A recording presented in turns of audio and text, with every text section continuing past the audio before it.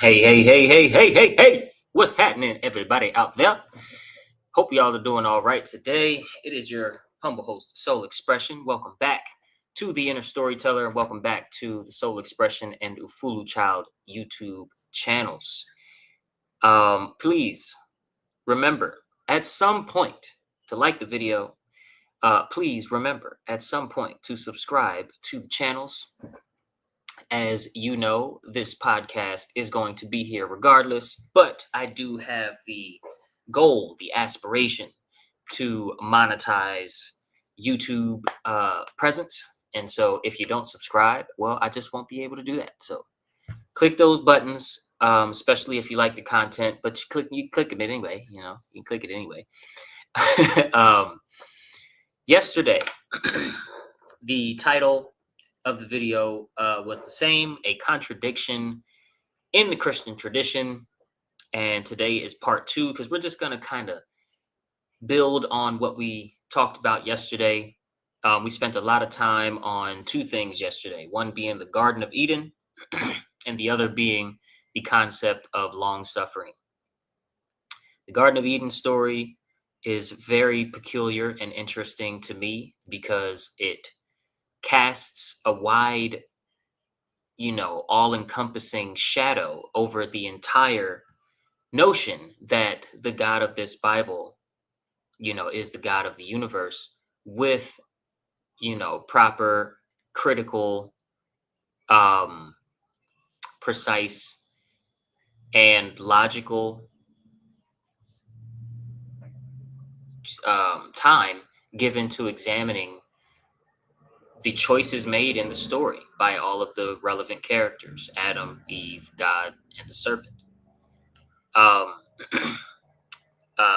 I talked about how some of the way that the punishments were given out after the sequence of choices that God made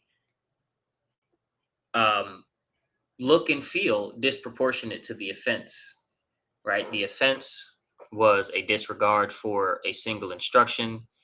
And yet all of these things that were just recently deemed good by the God that created them were eternally punished, right? Adam and Eve were eternally punished. The serpent was eternally punished.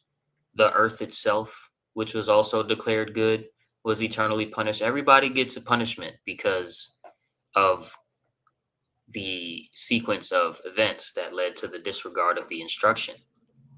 But and one of the key points that I made was that because a lot of theologians and a lot of Christians will put forth the argument that because free will was granted to Adam and Eve, and they used their free will, basically, almost, you could say, almost abused their free will and disobeyed their creator, that means that the mistake is human generated and not God generated. And I put my, postulate that because these newly formed humans were placed in direct proximity to the most conniving, most practiced liar of all of the cosmos, and were given no mental defense, no capacity for discernment, no no time to develop discernment, no social interactions, that could lead up to this moment when Eve was tempted by the snake and then Adam was tempted by Eve. There's just nothing that they were given that could help them weigh the consequences of their current actions. And they were placed again in direct proximity to the adversary. Some postulate, a lot of very smart people's very well studied, way more studied than me on biblical texts and scrolls and dogmas and doctrines. They say that the serpent in the Garden of Eden story is Satan. Some say that's not true. Some say that it's just a demon, or it's just, some something else. But regardless, this being, ye shall be like gods, feels like a very ancient, very clever, um, and the fact that it's in the body of a serpent, very sneaky, right, conniving, shadowy figure that has a capacity for manipulation and deceit. And Adam and Eve are just so, naive about everything, and God made them that way. Pardon me, right? God made them that way on purpose. God made the serpent with the serpent's capacities on purpose. Then, when when she's tempted and he's tempted, and then God comes back from somewhere else and is like, "Where y'all at?" And then they come out, "Sorry, we were just embarrassed because we're naked." It's like, these are the most naive people ever. You embarrassed because you're naked, but you're talking to God. These are people that have no kind of just no mental fortitude and experience with life and mental toughness at all. And they were made specifically this way in the story. There's nothing else that influenced their creation and their ability to discern, except God breathed air into Adam and then took Adam's rib and made Eve so he can have a companion. That's how they were made. So whatever mental capacities and ability to speak and understand what God is instructing and understand things, all of that capacity was given in that breath, so far as we can tell from how it's written. And nonetheless, after the instruction was disregarded, we all got punished forever. Not only did we all get punished forever right then, but as that story continues, if y'all know, these first 5 books, first 10 books even, there's just all of these moments where God is ready to just wipe humanity off the face of the earth and just be done with all of us.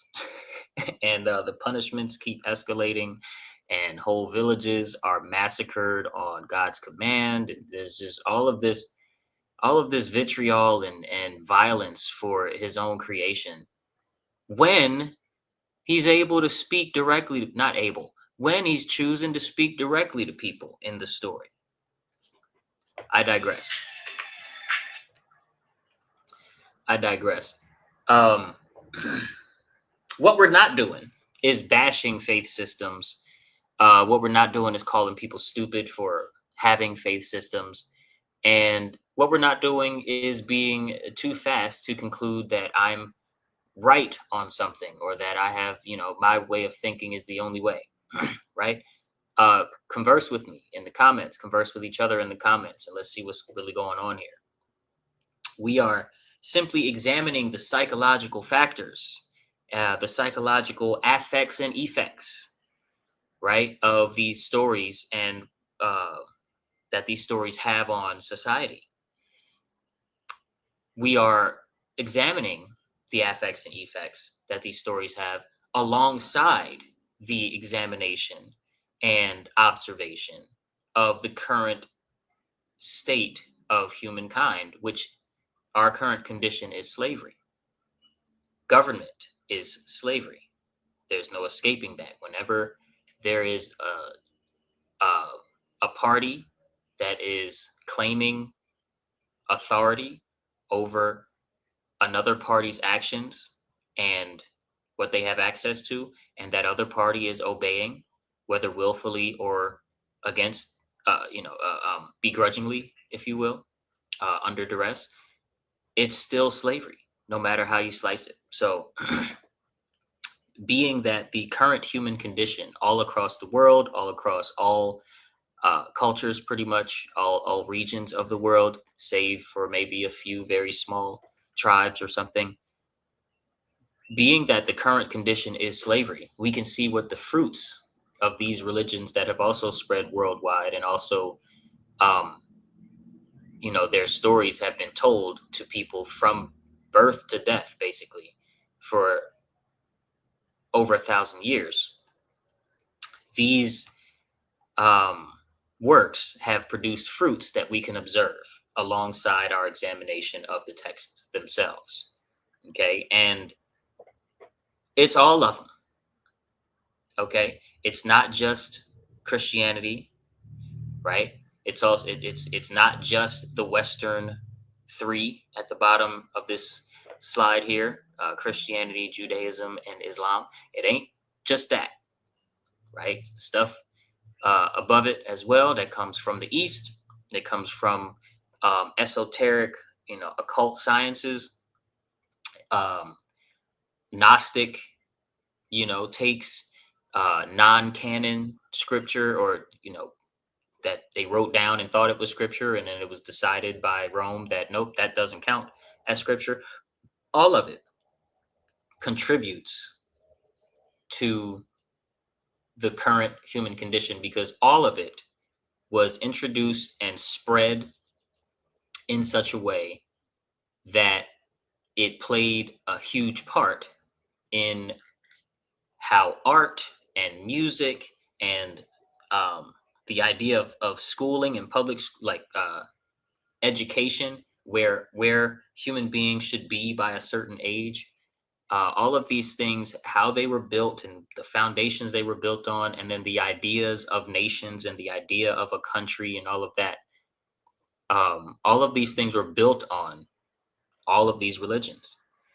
And there's never been a king or queen or royal family of any kind, or government for that matter, that didn't have the nod from the priest class, because religion is the actual, you have the outward overt religion, and then you have the inward, the covert religion, the quiet religion, the religion that you don't know who that pope is, you don't know who that leadership is, and you don't really know what their rituals are. Covert religion is at the very top of the pyramid. Overt religion would be right under that. And of course, you got the banks, the governments, and the giant corporations under that. And then under that, you have police and military. And right at the very bottom, you have little old me.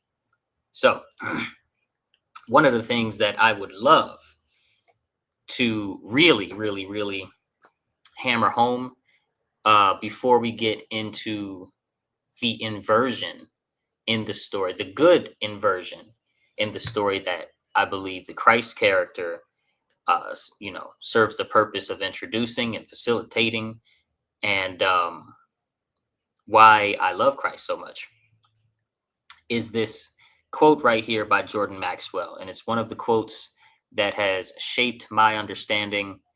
And this is one of the people that has helped shape my understanding into what it is today. So Jordan Maxwell says, "Nothing in this world operates the way you think it does." And this is somebody who took in and read information like a machine. Okay, this is not somebody who's just saying flippant things that he thinks sounds good because he wants to sell books or something. No, this is somebody that when he tells you nothing in this world operates the way that you think it does, you better believe he knows what he's talking about. Okay, Jordan Maxwell was a wealth of information, and I hope he's doing good in the afterlife. So next he says, banks do not loan money. What? Banks do not loan money. Yeah, because we don't have any money. Governments are not empowered to protect you. They are empowered, however, to protect themselves against you. The police department is not here to serve you.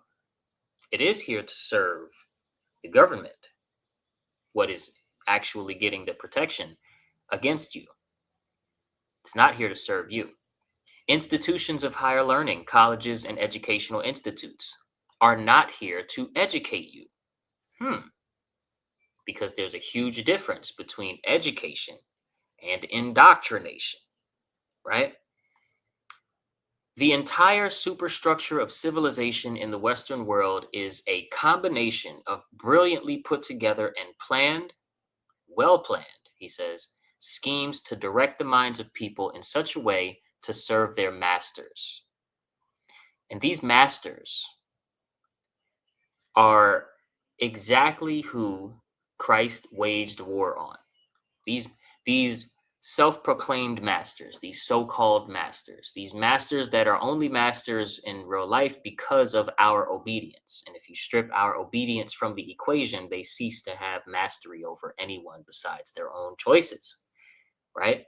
These people are who Christ went to war against when he was here in the physical.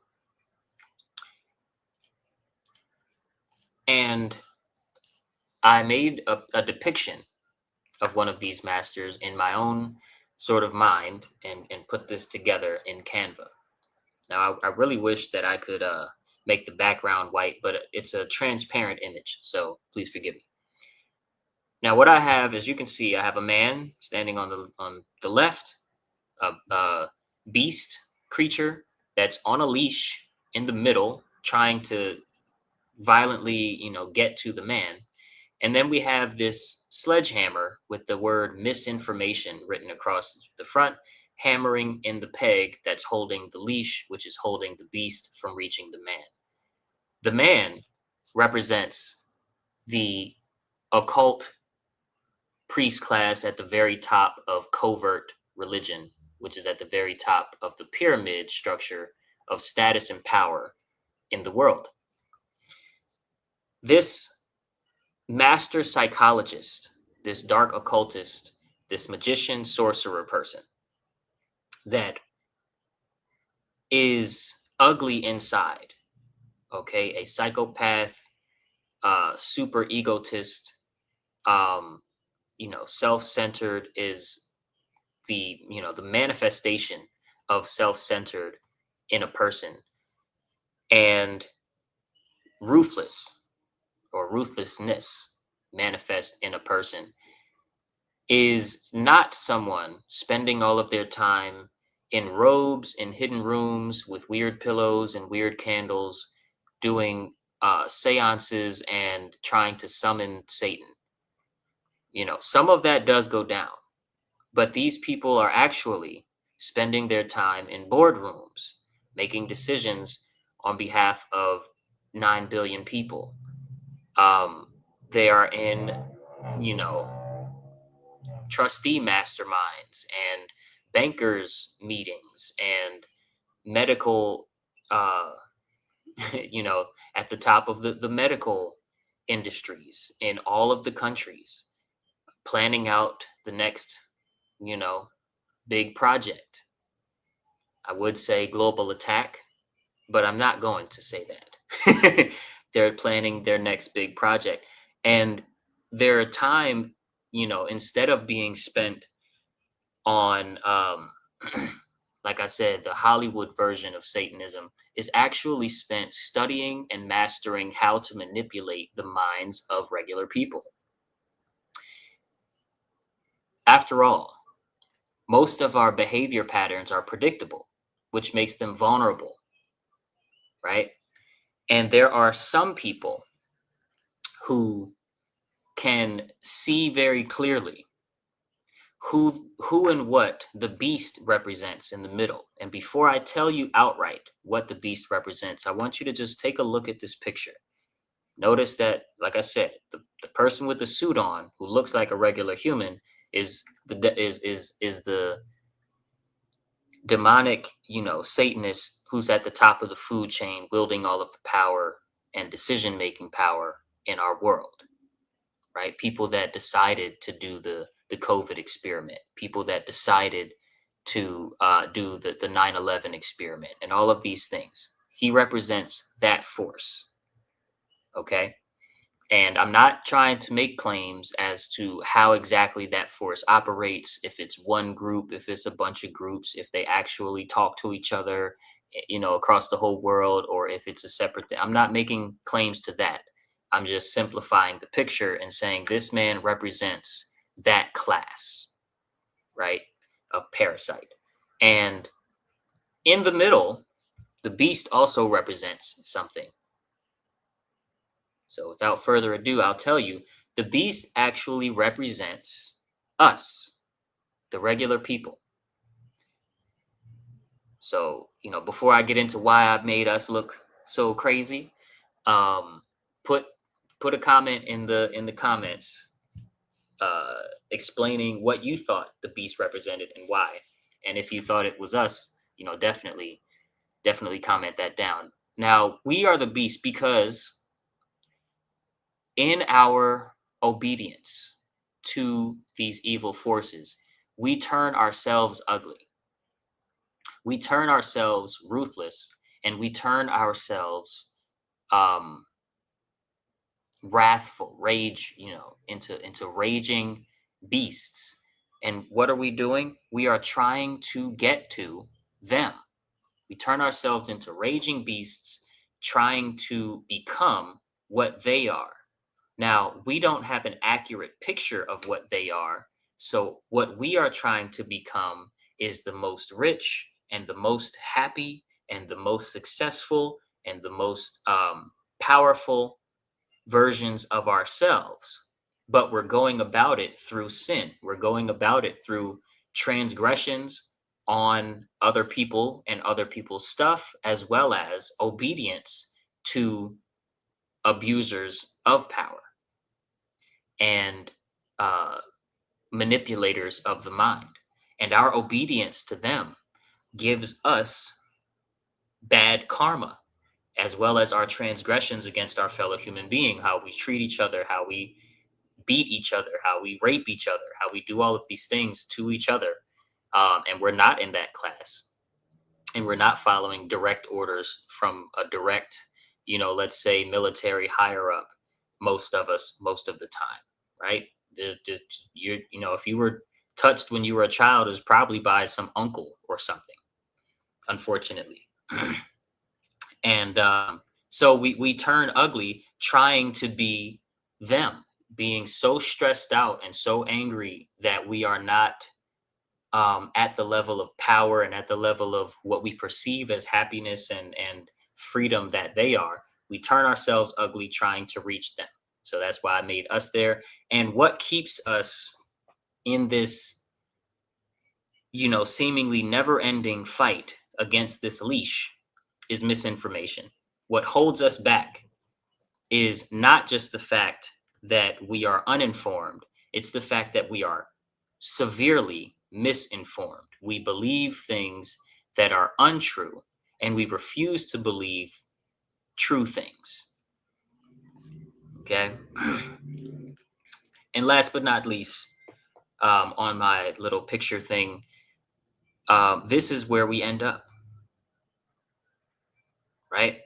Everything is fine. Keep shopping. And this is like a culmination of all of the ideas. So we grow up with stories that invert our idea of long suffering for the sake of others into the idea of long suffering and endurance in obedience to a system that completely depletes your energy at your expense and at the people who run said systems advantage, right?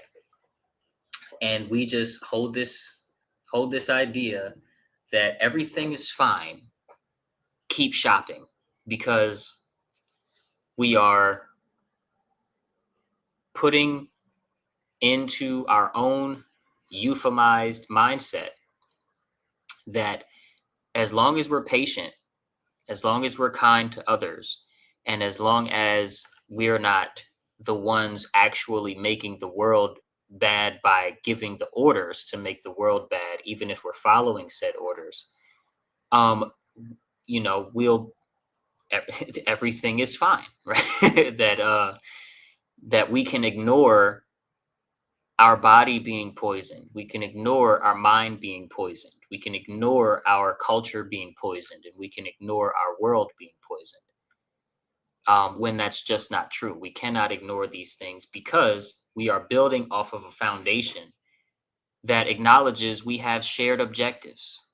We have shared objectives, one of them to be ingesting less poison by way of secret operations that, you know, um, in inject poison into our water supply and our air and in our food supply, right? That's a shared objective that most people have. That, if you tell them and prove to them in any way that's satisfactory proof to that person that, yeah, our air, our food, and our water is all poison, and our soil is all poison, we have the immediate reaction, oh, I don't want that. Yeah, no, I don't want that for myself or society, in most people. And that shared objective is removed by the way that we think, especially when we're too tied to certain notions introduced by religion and by culture at large.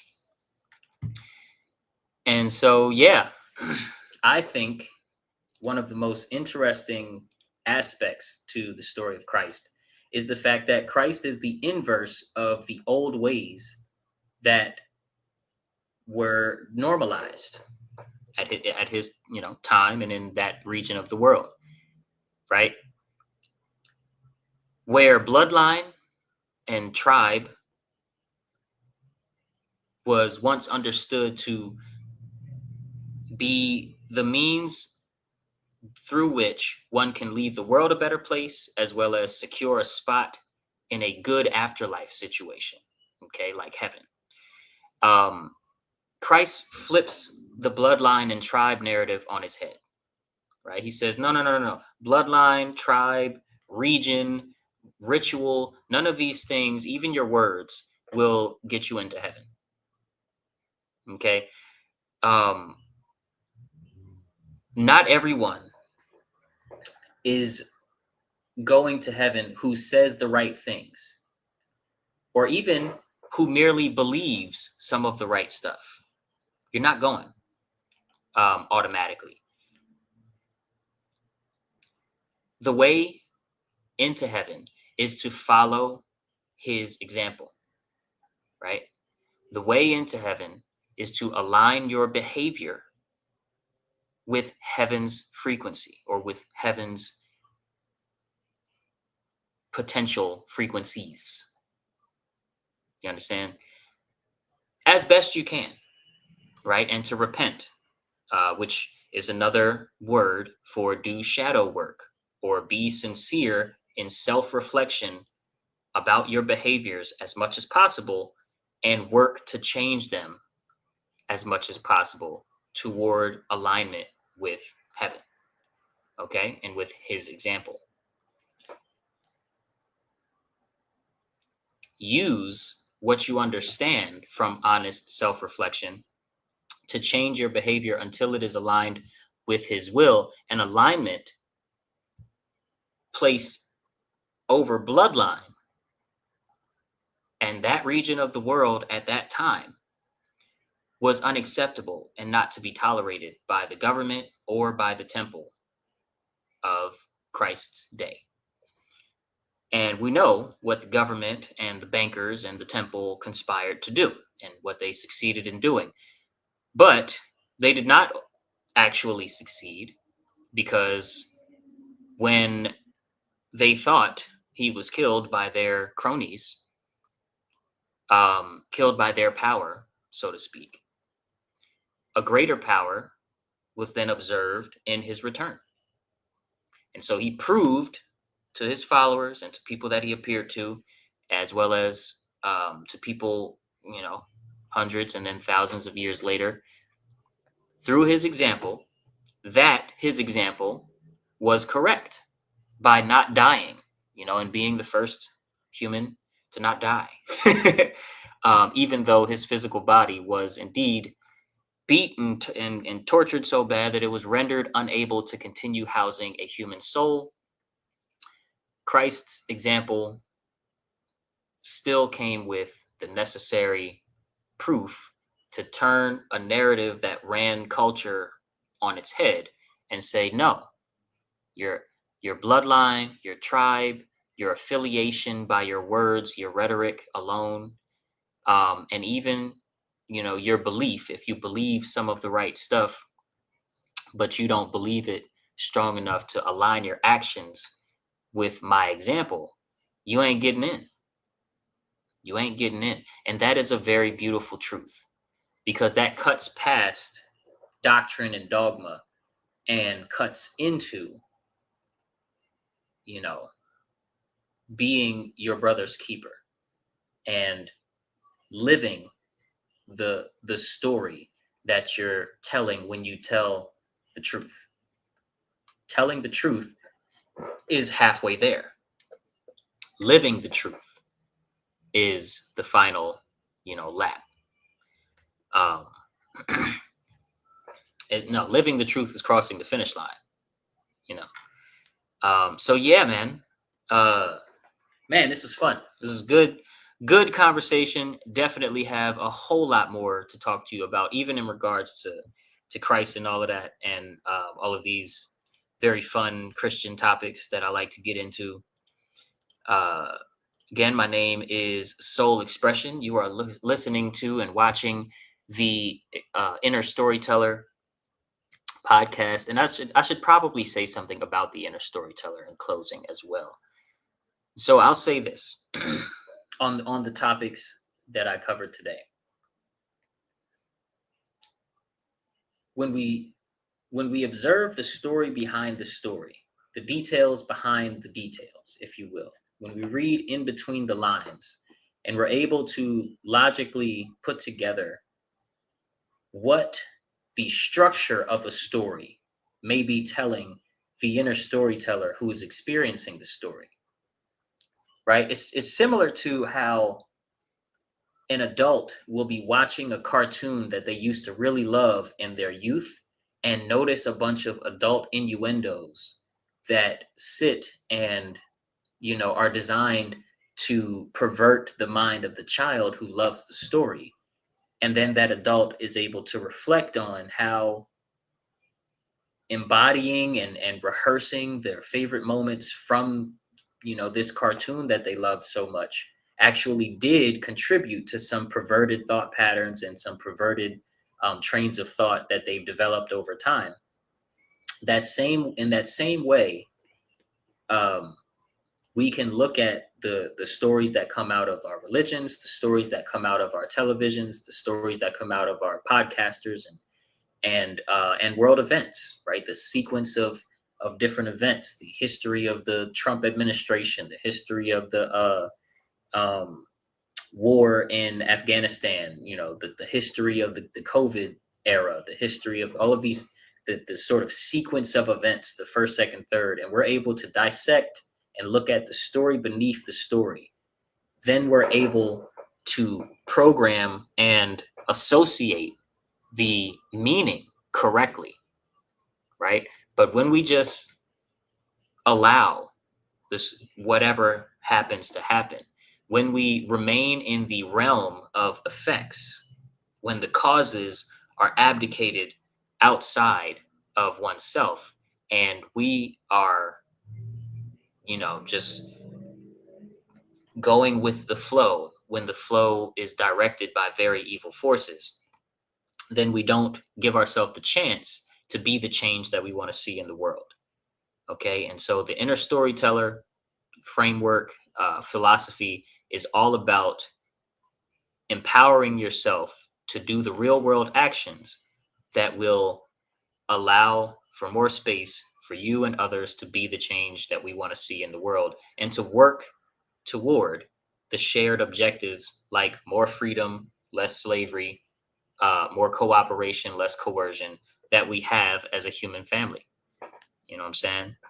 And with that being said, The Inner Storyteller, the book, is fully written, and just finishing up its publishing phase, soon to be out in both ebook and paperback form.